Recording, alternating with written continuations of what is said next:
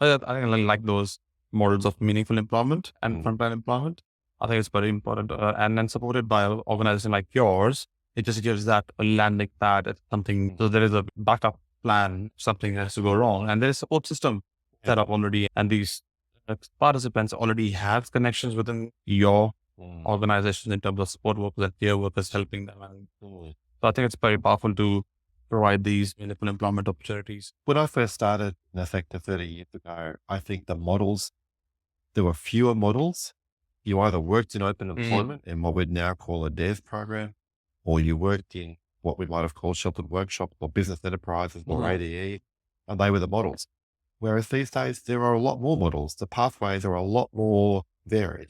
And I think that's a good thing. And it means that people can much more choose models that mhm, work for them, whether they're mhm, working alongside other people with disability or working in workplaces integrated, and those choices are available to them. And again, a bit like accommodation, we have to make sure that our supports step up and match that variety of needs and preferences for people with disability. At the moment, our models are a bit too narrow and not varied enough. And we're not walking with people on that journey mhm, to the most meaningful and greatest employment opportunities they could have. mhm.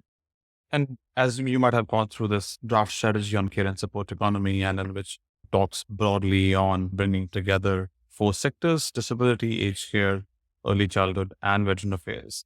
And looking into that lens, that's a 10-year strategy, but and how, if you have gone through, what are your initial takes and views on that document? And in principally, what do you feel about this? I think it's a great prompt for discussion. There's one really important overarching benefit of that view, which is that disability, for example, should not be confined to a view about what is in the NDIS.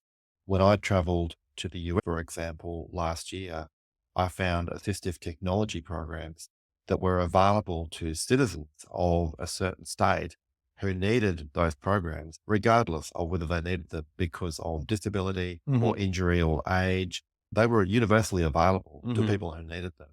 Whereas here, our programs restricted on eligibility to people who fit into this program because you're assessed as being eligible because of disability. But if you're over a certain age, you're not eligible. You have to go to a different program. Hmm.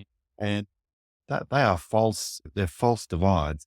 Age is the greatest driver of disability in our community, but we have specialist disability services Hmm. who are funded to provide specifically services to people who are not over 65 years old and Hmm. can't easily provide those services unless they go into a whole other Hmm. funded program. So we have some policy divides that I think are not helpful and don't reflect the reality of how disability is present for a fifth of the entire population. So I think it's great to bring those things together into a bigger picture view Hmm. about not just the care and support economy, but actually the community that we and what their needs are. Hmm. So that's a huge advantage.